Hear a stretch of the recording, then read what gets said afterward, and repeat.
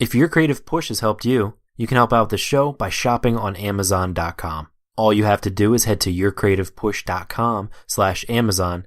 That will take you right there and you can shop how you normally would. A small percentage of your purchases will go directly to helping cover the costs of creating, hosting, and maintaining your creative push.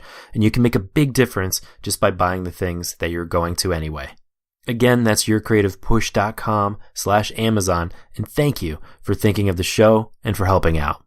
Your Creative Push, episode 204. Practice those things that you want to get good at, like your opportunity is coming tomorrow, because it might.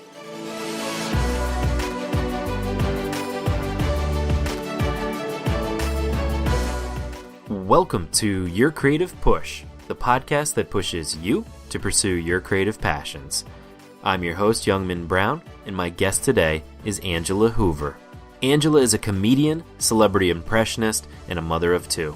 She was a semi-finalist on season 8 of America's Got Talent, and she has guest starred on the Emmy-nominated Hulu series Casual. She's been a talking head on TLC and Nickelodeon. She's improv'd opposite Dana Carvey on TBS's First Impressions, and is currently a recurring cast member on Disney's Walk the Prank. She has also written and performed 2 sold-out one-woman shows at the Lex and the Comedy Central stage at the Hudson in Los Angeles. Angela, welcome to the show. Thank you so much, and I want to congratulate you on your 200th podcast, for crying out loud. Oh, thank you. Good Lord.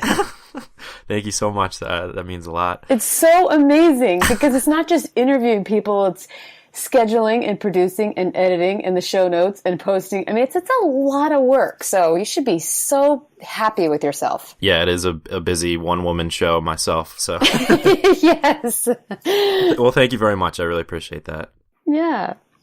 So I was wondering if we could start out by kind of you taking us back to where your interest and your talent for impressions came from and kind of how you got started in comedy. Well, I would say that even as a little child, even 3 or 4 years old, I did amazing impressions. No, I'm kidding. No, but when I was 3 and 4, I would just sit and observe people, and I was truly interested in pretty much everything they were doing. I would just watch the way they would walk and how they dressed and what they were drinking. Like, I remember we had a babysitter that would always drink Diet Coke in the morning, and I just thought that was so fascinating. Like, she drinks that, and I think back then that was like crazy, for now. Right. I know a lot of people drink Diet Coke in the morning, and I just remember sitting back and doing a lot of watching of people, and I don't think I really knew that it would ever end up with impressions. And then we moved a lot growing up. My dad just sort of tried to climb up the corporate ladder, so we would always move, sometimes in 11 months, sometimes I think the most we lived anywhere was 3 years until we ended up in Southern California. And I would meet people, and within 20 minutes, I would be talking exactly like the other person.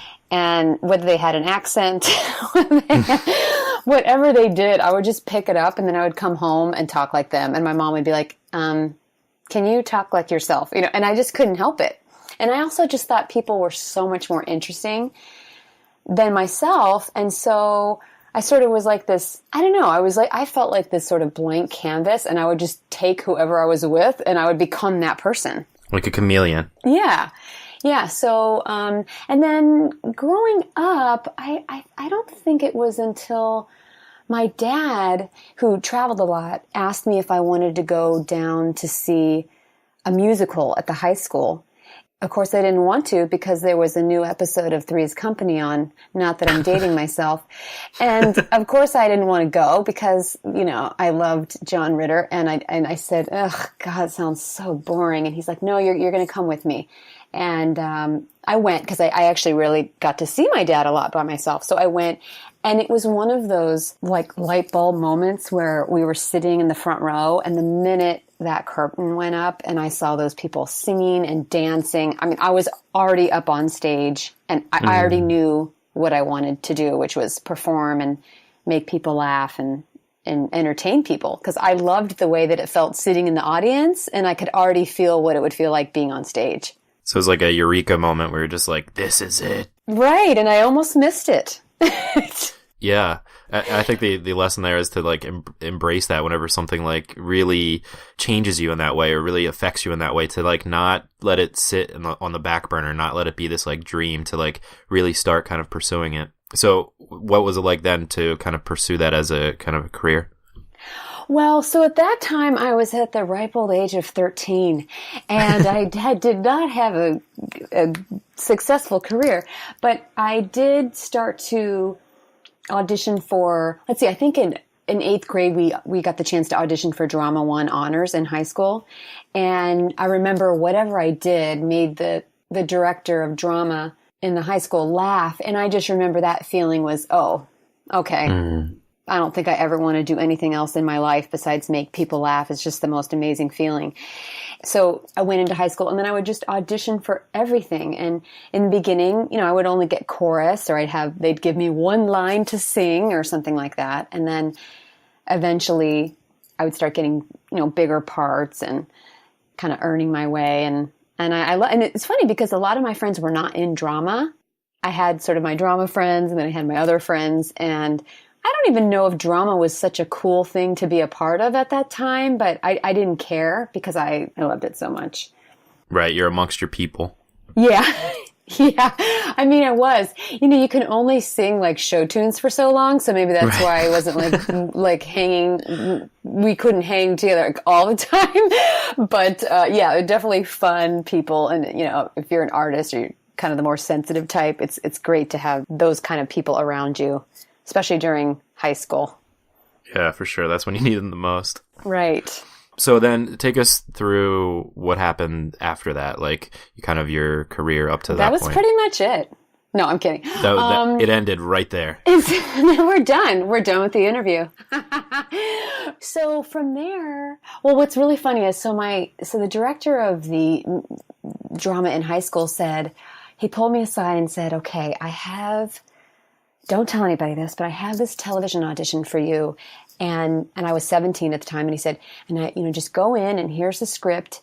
And I said, oh man, this is great, right? So I was getting all these awards in high school for drama and things like that. So I thought, okay, I've got this.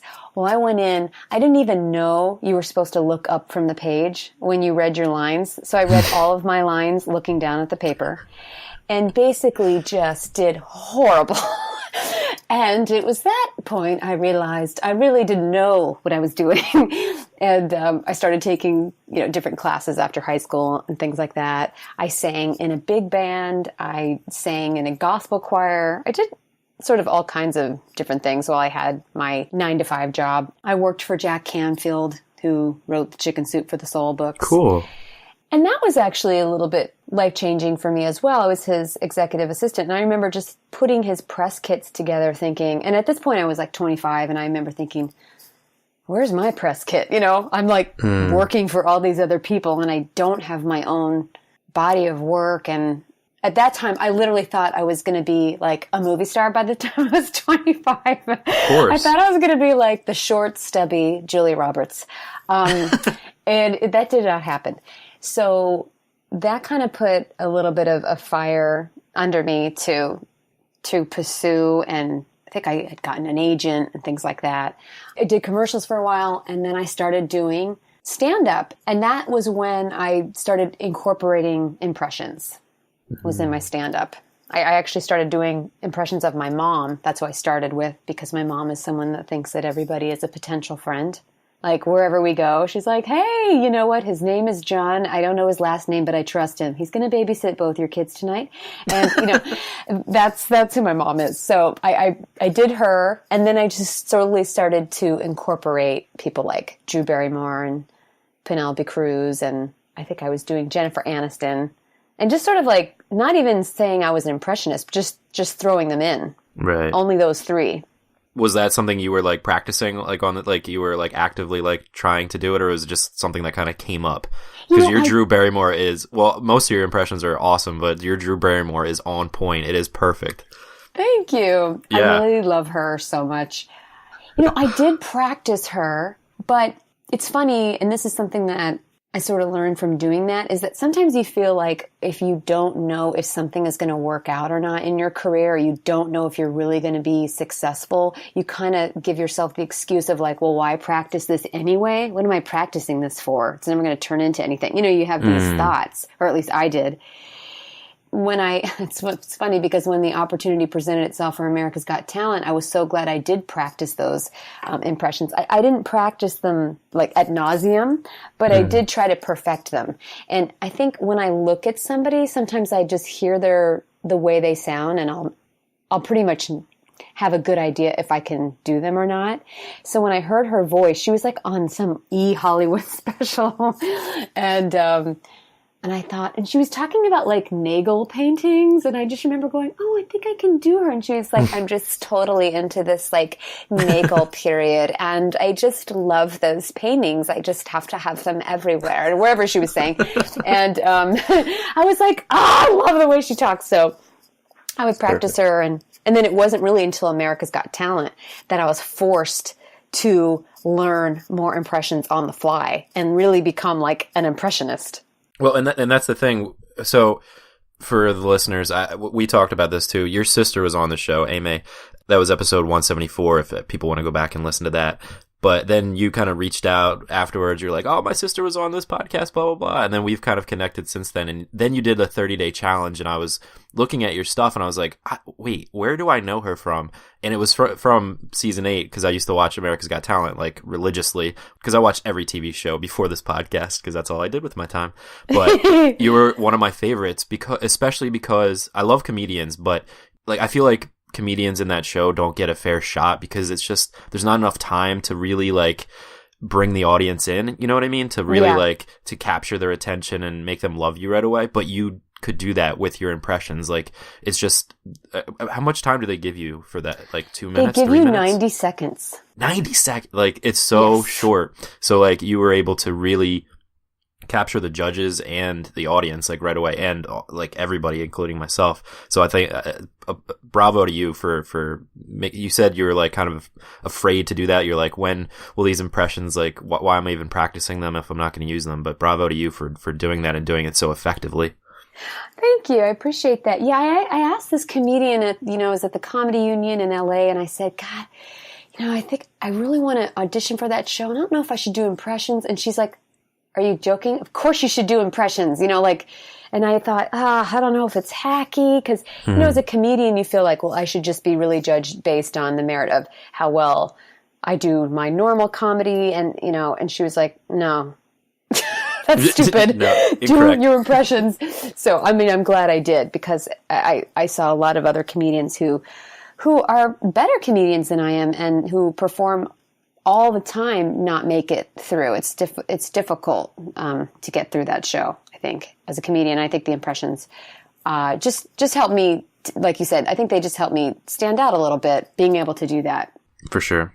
And well, since we're on the topic of America's Got Talent, I think the other reason that people kind of fell in love with you was because of your story. And I think that that's kind of a story that a lot of people listening are either going through or have experienced in their life, this idea of, a long break in your like kind of creative passion. So could you talk about that a little bit?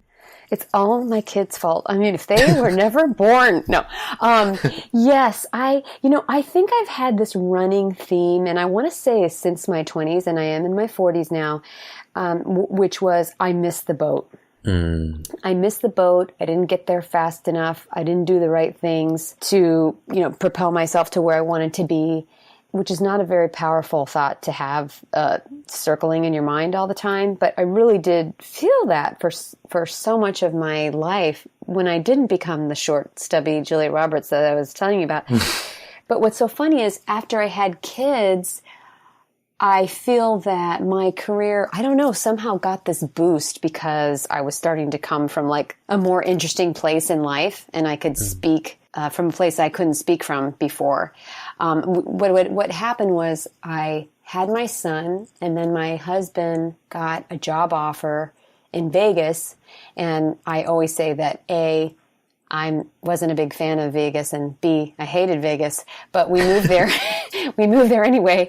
And I thought, oh my gosh, I'm on the short list for Montreal. I have an agent. Things are going well. I'm building momentum.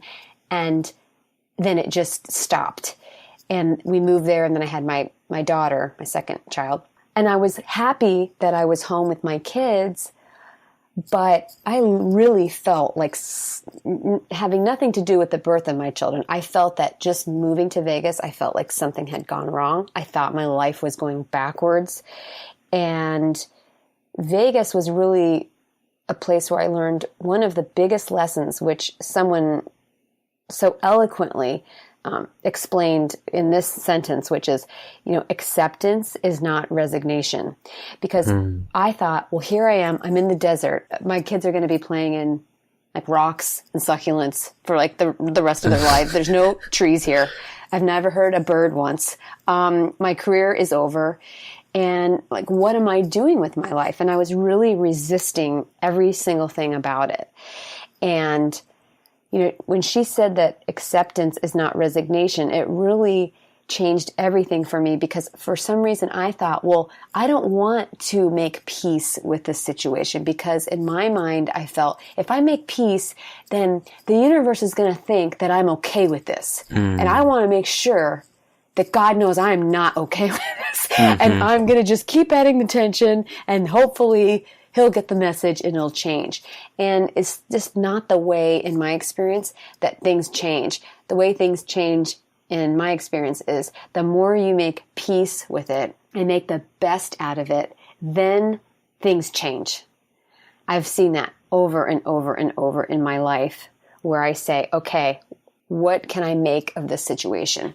And as soon as I did that, and I mean like as soon as I changed my mind about it and started just sort of enjoying my kids and not panicking about that my life made a wrong turn, I ended up getting Lifetime's first ever original webisode series called Mommy Madness. They flew in, filmed it. I was home with my kids. I mean, it was ridiculous. Like, I didn't have to audition.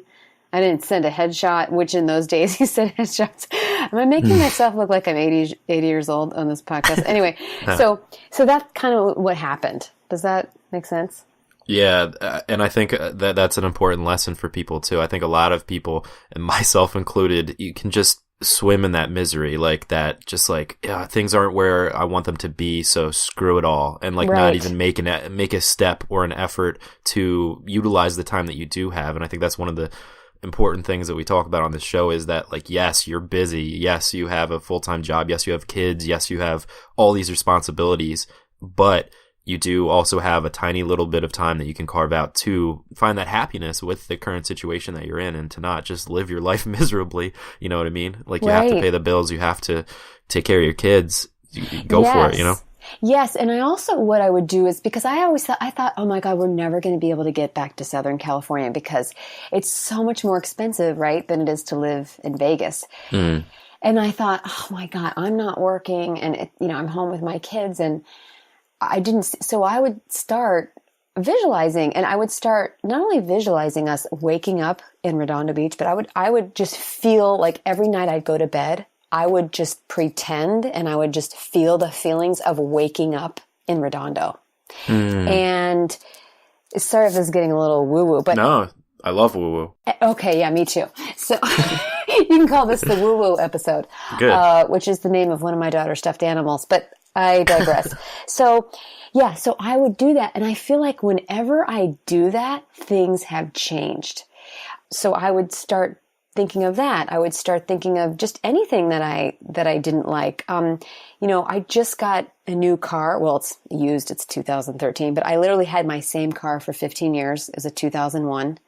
And when I would drive my 2001 car, I would, in the last year especially, try to keep it as clean as possible. I would just picture that I was driving my new car.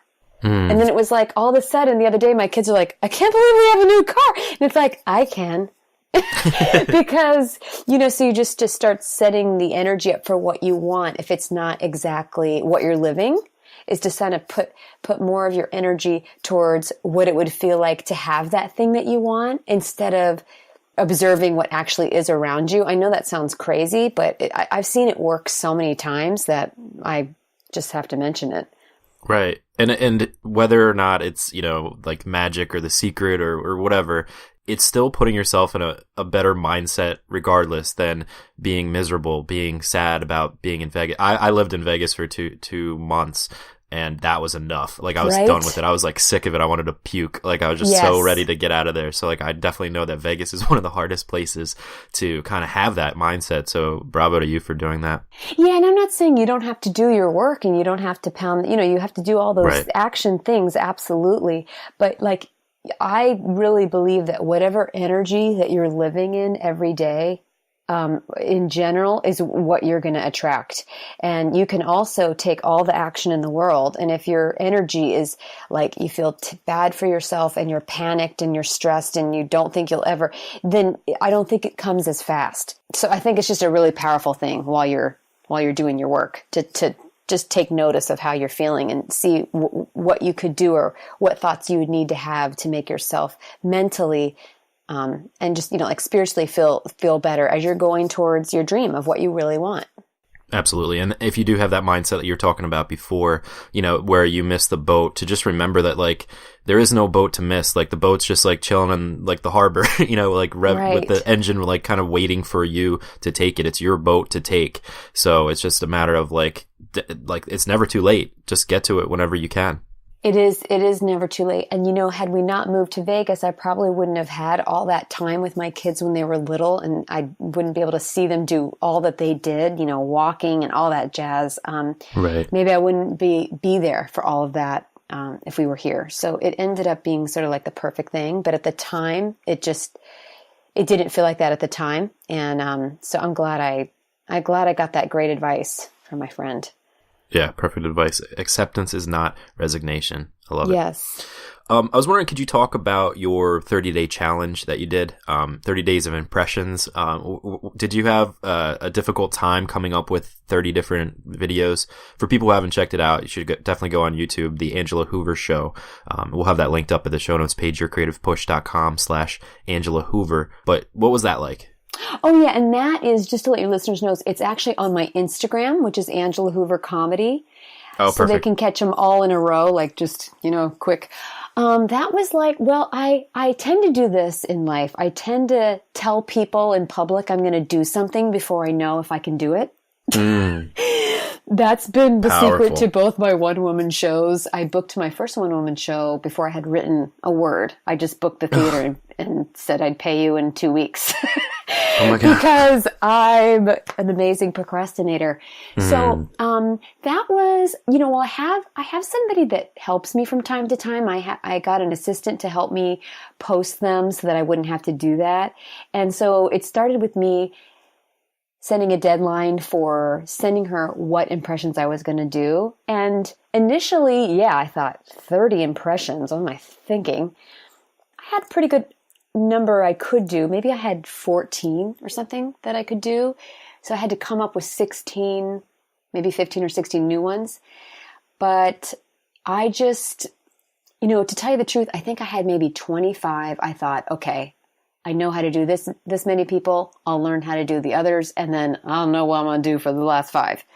Right. So I made a list. I made a list of what they would wear. I made a list of, I noted how much makeup they wear, because that takes the most time to put some of the makeup on for these people. So that's how it started. And then Emmy actually helped me, my sister who you had on the podcast, because she had done a 30-day challenge with her art, which was insane. And she had given me the advice of like front load your work, try to get a bunch in the can before you start so that you're not under the gun every day to do a brand new one. Because like you, it's not just doing the interview, right? It's like I had to do the impression and then I had to edit it. Right. So there were 2 things I had to do every day. But that was, they call it a challenge for a reason. It was definitely a challenge. And I would say 80% of the time, I did not want to get up and do it. But because I had already announced it, and then I had an assistant going, "Hey, who are you going to do today?" Or "How's this person?" And I was like, "Lose my number." No, yeah. I was locked in. So Yeah. I tend to lock myself in on things like that because that voice of like, why did I do this? On my website, there is a 30-day challenge. If you sign up for the newsletter, there is a 5 steps advice to do a 30-day challenge from what I learned, if people want to get it. But I feel like the ones where I had the most fun and they were just like ridiculous and silly are the ones that people responded to. And I had somebody who runs a housewife, like, the Housewives of Orange County Instagram page, and her people saw it because she reposted it. And then that got they gave me a ton of views. So that was really nice. But it was a great exercise in posting regularly and creating something, which is the whole point for people if you do a 30-day challenge, that you would never create in that time frame normally because you have a life. Right. But I think that's like a very powerful tool, and is kind of setting up these self-imposed deadlines for yourself. And especially if you have an audience that can hold you accountable to just be like, hey, I'm going to do this. And then, that feeling that comes over you, like when you wake up, 80% of the time and you're like, I don't feel like doing this today. Right. I don't want to do it. The feeling is always wonderful, like after you actually complete it and you're like, you can be proud of yourself for doing it. But if you didn't have that kind of deadline set up, that's when the excuses start to become kind of a reality where you're like, okay, yeah, this makes sense. You convince yourself to not do it or to do it tomorrow. And so I think that's the power of having a 30-day challenge, and especially one that people know about. Yes. And I was telling my friend this the other day, we were talking about this, and I said, what I would say for people is like, what is the state that you love to be in? Like, is it excitement? Is it feeling proud of yourself? Is it winning? Like, whatever that is it peace? Is it joy? And then what creative endeavor would make you feel like that if you did it? Like, what would give you that feeling? And then work backwards. Because that's what we're doing all of this for anyway, is to feel that feeling that we just, as soon as we feel that, then we'll be okay. And then we go on to the next thing, But so I love feeling proud of myself because I'm always doubting myself and thinking, oh God, I'm not an editor. And how do I edit this? But by necessity, and not being able to have a full production team behind me, I have to learn how to do all these things. And so even though it's a pain to edit, it is such a good feeling afterwards. So that's why I try to keep focusing on is how good I'll feel once this finished product is done and I've gotten through it. Right. Yeah, it's like learning a new language. Like you're like, oh, I don't know how to edit, but then you learn how to edit. And especially this day and age, you can learn how to do pretty much anything, especially having to do with software. And then you get faster at it, you get better at it, and then you learn new tricks, new things that, like this might be cool for my next video to do. Yeah. So you have to throw yourself into like that complete atmosphere where you don't have a choice but to learn because you've set up this challenge for yourself and people are expecting this content to come out. So it's just really like throwing yourself in there. And I love that idea of thinking about the end excitement or the pride that you get from doing it and reverse engineering. And usually the first steps of those things are the most painful, but to get to that end goal of being happy and proud of yourself, I think is the most important thing to do. Yes, for sure. Now, you talked about your one-woman shows. Can you talk about those and kind of what that creative process was like? Sure. Well, like I said, the first one, I booked the theater. I think I was 3 months pregnant. I booked the theater. Oh my God. I know. Isn't that, what was I thinking? I think I guess I was 2 months pregnant. And by the time I did it, I was 3 months pregnant. Nice. But I would laugh with my friends and I'd be like, I don't know what this show is about. I just know I have to do it. Right. So those urges, I would say, don't ignore those when you feel like this push to do something, but you're like, wait a minute, I'm not a baker. Like, just go, just go in that direction.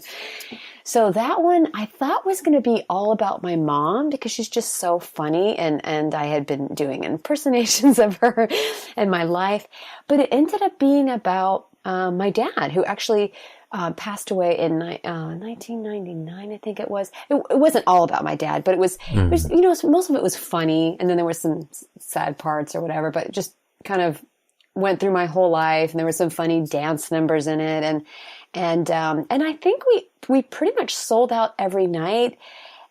It was just a blast. That I just kept showing up at a coffee shop and I would just set a timer and basically let myself journal.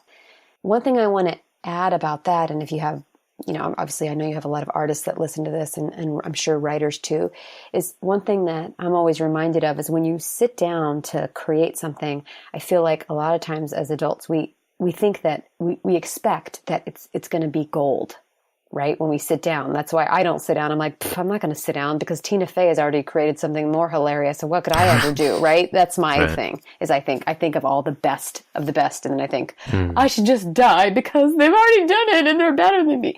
Right. But, but you cannot most of the time, unless you have like this amazing idea, which you get in the shower sometimes, but most of the time you sit down and it's what they call blah, blah gold. Like you have to get the blah, blahs out to get to the gold. So to expect that you're going to sit down and just have sheer brilliance, move from your fingertips is just such a horrible expectation to put on yourself, right? When you're going to create something. So that really helped me because I think in that first one-woman show, I just gave myself permission to write. Even though I had booked dates for crying out loud and had to sell tickets, I just sort of said, gave myself 2.5 months. And I just sat every day and I just wrote. And that's exactly what happened.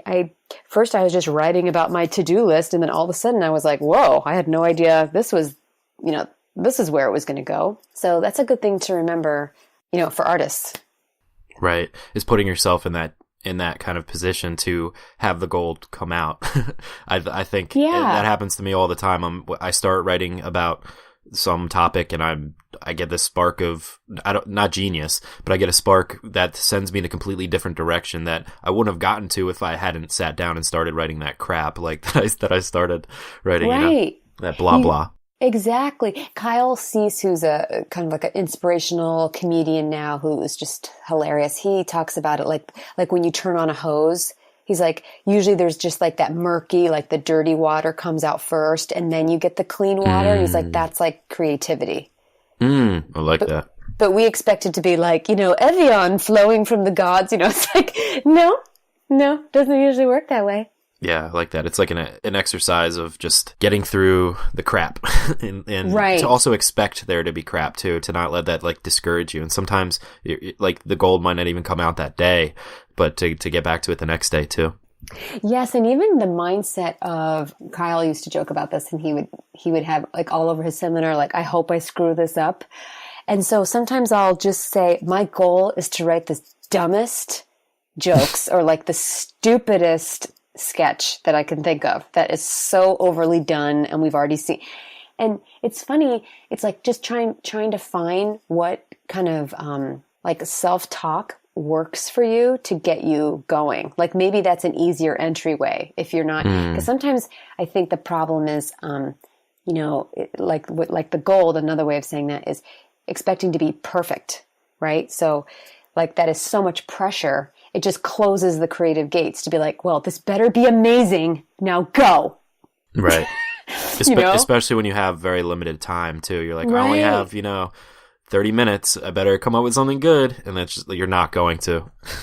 Right. And so it's the cumulative that you focus on. But yeah, both of them were really fun. And then the other one was about our time in Vegas and, all of the kind of hardship. And we were there during, the whole financial crash. And it's just sort of like a funny but bittersweet story about that.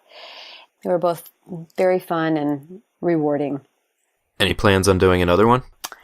I'm thinking of it only because now I have so many Announce it right now. Announce right? it. Announce it. I know. Oh, God. No, well, what I am probably going to do, did you hear the probably? What I am, I'm going to take it out. What I am going to do is an original challenge, an original character challenge. I'm not sure if it's going to be like 7 days or 10 days, but it's going to be a way for me to polish my original characters. And those will go on Instagram. Like Michigan, what is it, Michigan woman or Michigan mom? Yes, so I just did one. I'm editing it today. It's Michigan mom who talks like this, and she is so good looking, you guys. She has like no makeup and like I don't know, almost like a bowl cut in a ponytail. So make sure that you watch it. Best hair ever. Oh my God, she is such a hattie. So she is interviewing Kellyanne Conway Oh, nice. And so that is my newest impression, which I'm super excited about. Yes. So she's trying to get her to answer a couple of questions, and explain what's happening. Oh, perfect. She's such a good interviewer. Isn't she great? Yeah, she's very positive. I love it. Cool. So, I'm really looking forward to seeing those original ideas, and keep it going. Thank you.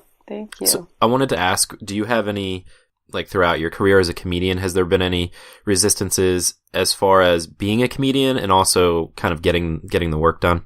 Yeah, I think just writing jokes, you run up against 100% resistance, because a lot of times you're in your day, you've got your other work, you've got your kids. It's just like, oh, God, I don't know what's funny. And the great thing with comedy, though, is you can go back to whatever you would complain to a therapist about. That's usually the best comedy.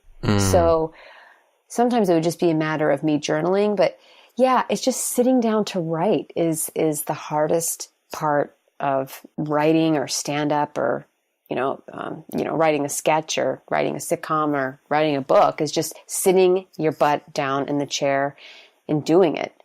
And the reason why I would procrastinate would always be, just the voice in my head saying, you're not out every night, other people are, so that means they're a real comedian. What are you doing? That kind of thing. So the way I would get over that is I would just crawl up into fetal position. No, I'm kidding. The way I would get over it is just sit down and just start. Right. And then I think what really made me realize how important it was to go after comedy and writing and doing this passion that I love, like on a higher level, was number one, hiring an assistant that could keep me accountable. But the impetus was I got to go to the Cannes Film Festival to interview some celebrities for a movie because I do some hosting for Fandango. And this was a few years ago. So I was with all the hosts, right? And all the reporters and things like that. And I remember we were standing 2 feet from the red carpet in Cannes. And I think it was Naomi Watts and a couple other actresses were having their pictures taken, and, they were going into their movie. And I remember thinking, I don't want to be on this side. I want to be on the other side. I want to be on the creative, the acting, right? The writing side, not the, how did you like being in that film side, right? And I was appreciative that I was there, but it literally punched me in the gut that I was on the wrong side. And it woke me up because I realized I was sort of pretending that I didn't want it as badly as I did. And it really brought me to my knees. It was like, oh, I really, really want this. So I think sometimes, like, admitting how much you want something is sometimes, even though it is a painful thing to admit, it can give you that initial push and, burst of desire that you need to sustain a career that is creative. Absolutely. Yeah. It's kind of like you were talking about before with admitting it out loud to God, the universe, whatever it is saying, hey, I want this. I think it's really important to not only to tell yourself that, to tell the universe, but to tell your loved ones as well, like how important this thing is to you and to be successful in it. Like this podcast. Yeah. Like when I first started it, like, yeah, it'll be cool to like do for myself. And then I was like, you know what? No, like I want people to be inspired. I want people to be helped by this thing. You know what I mean? It's really important to, like you said, admit that. I think it's a really hard thing to do because it just sets yourself up in a very vulnerable position, like crawling up into the fetal position. I know you were joking about that, but I think that that's kind of what people do when they have these things that are so important to them that they're not willing to admit. They do crawl up into the fetal position, whatever that might be, whether it's, losing yourself in the next season of Homeland or, just watching tons of television or going to the bar or doing whatever you do that distracts you from this thing that is so important to you. Yeah, I think that's right on. And Brooke Castillo mentioned this on one of her podcasts, and I thought, God, that's so true. She was saying, I know it takes a lot of energy to go after what you want and do all the things necessary to achieve that goal, but it takes even more energy to hide. Like, think of how much energy it takes when you're hiding from someone and you're scared they're going to come get you. And oh my God, it eats you alive, right? To hide from what you really love and what you really want to do. Yeah, it's so much effort because you have to hide from yourself. Right. And of course, when you're on your deathbed, you're going to have so much regret for not going for it, at least. Yes. Like, I just always wake up and just say, just try. That's what I tell my son. It's like, if you're not getting the best grade in a subject, it doesn't bother me so much. It only bothers me when I don't see you trying, so I have to then reflect that back to myself. Am I trying? So I try to make sure that every day I am at least trying. And the other thing I would say, which I'm always reminding myself of, is to practice those things that you want to get good at, like your opportunity is coming tomorrow. Because it might. And that's happened to me a number of times where someone's like, can you do Kellyanne? Literally, I think it was a late night show. They were like, someone put on Facebook, can you do Kellyanne Conway, Angela, and some other impressionist? And I was like, sure. And I went and learned her and sent them a tape, and they're like, hey, can you audition tomorrow? It was like that. And so just to be on the ready of something and being open and knowing that, something really could come in if you're practicing being a professional right now. Because part of the thing I learned about the missing the boat thing was, I used to always say, I should be here by now. I should already be here by now, right? With each age, now I should have this much money and I should have this. And, you sort of have to ask yourself, well, what are you doing to make yourself think that you should be there? Like, are your actions and your thoughts and your alignment, are they all in line with this end result? If they are, then you are going to get that end result. But if they're not, then you can just work on whatever needs to be worked on. But sometimes it's like that feeling of, I never thought I was entitled. Like, well, I don't expect anything. I know I have to work for it. But I sort of was. It's like, well, why am I not in films? Well, what are you doing? Well, I'm cleaning my desk right now. Why am I not, right. being hired? So it's just something to look at. I love it. Yeah. And when those, that was super good advice. You blew me away with that response, but also when those opportunities do come up, to not be afraid to take them. Because I think a lot of times, something actually does come up. You're like, oh, here's this opportunity. Like, here's what I've been waiting for, or that I never knew that I was waiting for. Yeah. So just go for it. And as uncomfortable as it might be, and even if you're not quite prepared yet, to still try for it, to still go for it. Yes. Angela, thank you so much. It's time for the final push, though. And this is where I ask you to reach through the microphone and grab the shoulder of one of the listeners that you've already really inspired today. Just give them your best words of advice and really push them to pursue their creative passions. Well, I would say a question that I ask myself that might help you when you are feeling like nothing is coming in towards your career, nothing is happening, is asking yourself the question, are you waiting or are you creating? Because when you're waiting for someone else, then you're waiting for something that you cannot control. But if you are creating, you are sitting in that energy that is the same energy as somebody coming in and, giving you an opportunity. When you're creating, you're not thinking about, well, is this person going to give me a call back? Is this person going to buy my painting? You're painting. You're writing, you're performing, you're doing whatever your creation is.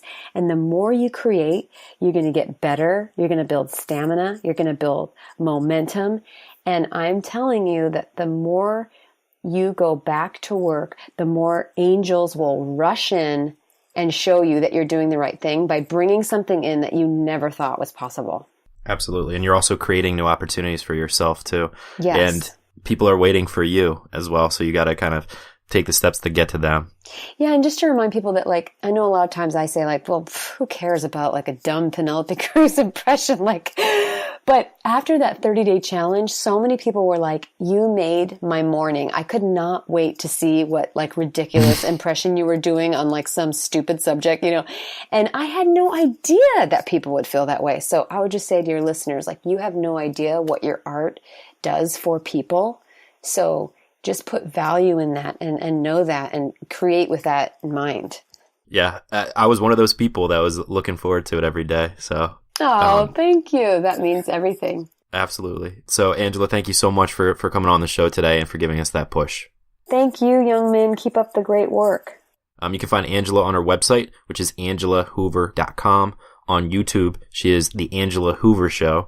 Definitely check that out. And on Instagram, she is Angela Hoover Comedy. We'll have everything we talked about today linked up at the show notes page at yourcreativepush.com/Angela Hoover. Angela, thanks again. Thank you, young men. A huge thank you to Angela for coming on this show. I had so much fun speaking with her. She's so funny, and I was blown away by so many of her answers. And I think that so much of what she went through applies to almost all creative endeavors. And I love that question that she asks. Are you waiting or are you creating? I think so many of the resistances that we encounter in our daily lives as creative people, they come in many different forms, but all of those forms seem to make us wait for this idea of the perfect moment to come or permission, somebody to come along to tell us, yes, this is your opportunity. No, we have to create our own opportunities. I think if you keep waiting and waiting and waiting, you'll get that feeling like Angela was saying about missing the boat. The longer and longer these gaps get in your creative endeavors, the harder it gets to get back to them because the further away you feel from that passion. But like we were talking about in the episode, I think if you get those feelings, it's so important to realize that there is no such thing as missing the boat. You can always find ways to get moving in the right direction, to get started, no matter how long you've been waiting and not creating. It's never too late. So stop perpetuating that belief that you missed your chance. Go and start creating new chances. The boat is waiting for you to get in and start sailing or revving the engine or paddling or whatever it is that gets your boat moving. Jump in and get moving. Start today. Find the time every single day to get to it, even if it's a little bit of time. That's what it's all about. And also, you want it. Admit it. That's why you listen to this podcast. Don't just internalize the things that you learn from these discussions that we're having. Externalize them. Admit out loud what you want and how badly you want it, even though that is super vulnerable and it can be painful as well to do that. It's one of the scariest things you can do to admit how badly you want this thing in your life, but you have to do that. Get that courage to admit out loud exactly what you want to yourself, to your friends, to your family, to your dog, to your cat. Just do it right now. Really realize how bad you want it. You might not even realize how badly you want it because you've been internalizing that. And if you want people to admit it to, go on the Facebook group, yourcreativepush.com/group, and join the latest discussion where I literally ask you to do just that, to admit in that discussion what you want out of your creative passion. Go and do it now. I think you'll find that you'll have a good support system that we are creating with that group. I am pretty blown away by all of the responses and the connectivity that we're making. So definitely, please go join that. If you are a part of this podcast already, don't let it be a one-sided thing. Join in the discussion and be a part of that community. yourcreativepush.com/group. But man, that was such a great way to start this week with Angela. I love that discussion. Definitely go check out her stuff, angelahoover.com. All the links will be in today's show notes page as well at yourcreativepush.com/Angela Hoover or yourcreativepush.com/204 to go check out her stuff. I guarantee you will laugh. She is so talented with her impressions, which you heard on today's episode. So my thanks again to her for coming on the show and for inspiring all of us. So hopefully today you were inspired to go and get your work done, so go and get it done, and we will be here for you on Thursday. If you need the push again, I will see you at the Facebook group to join the discussion to keep giving you that push until the next episode. But until then, I love you all, and we'll see you then. Bye. Never miss a push. Head to yourcreativepush.com/subscribe to find the easiest way for you to subscribe to the podcast.